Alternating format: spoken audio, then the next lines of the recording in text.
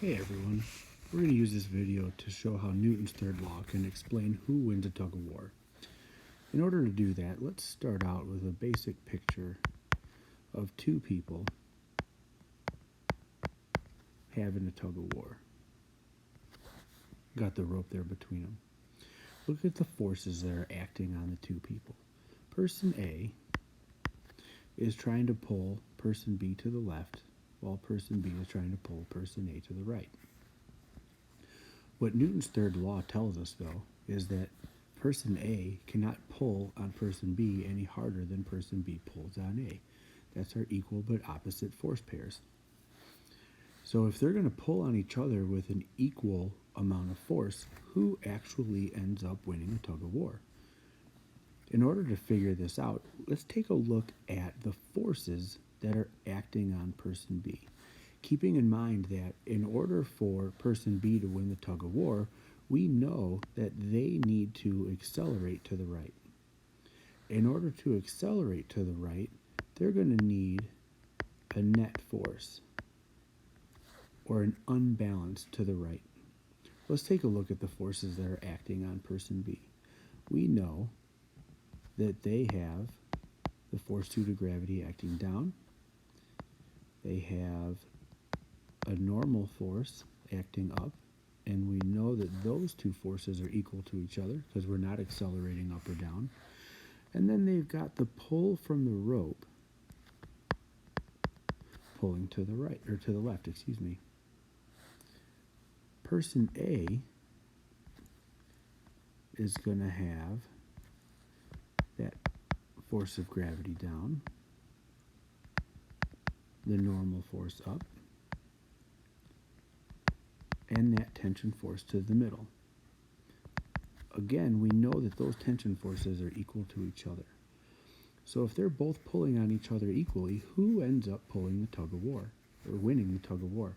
If we look at person B, we know that they need to accelerate to the right. They need a net force to the right, meaning they have to be unbalanced to the right. The question becomes, what force is it that is making them go to the right? Well, let's think about where the different forces could be coming from that are acting on person B. We've got that normal up, we've got gravity down, we've got tension going to the left. Imagine trying to do a tug of war with nothing but socks on a basketball court or in the gym, right? It wouldn't be very easy. You'd probably lose very quickly. Why does that happen? Well, we ultimately need some force pushing us to the right, and that comes from a force of friction. Where does that force of friction come from? Well, if we take the person and we break down the forces that are acting on them, right here we get actually another Newton's third law force pairs. The feet are pushing the ground to the left.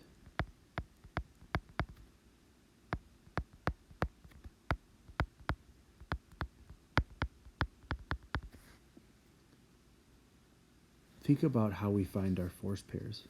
We flip our nouns, right? So if the feet push the ground to the left, that means the ground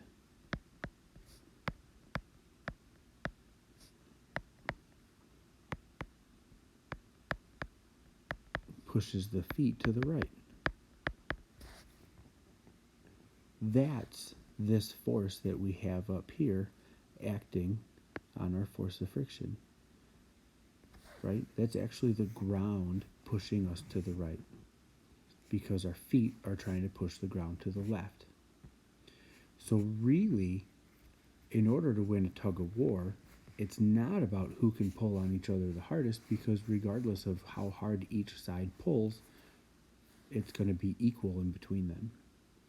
The winner of the tug of war is not the person that can pull the rope the hardest, because that's going to equal. It's actually the person that can push to the ground to the left the hardest, meaning the ground pushes them to the right the hardest, or vice versa for the side A.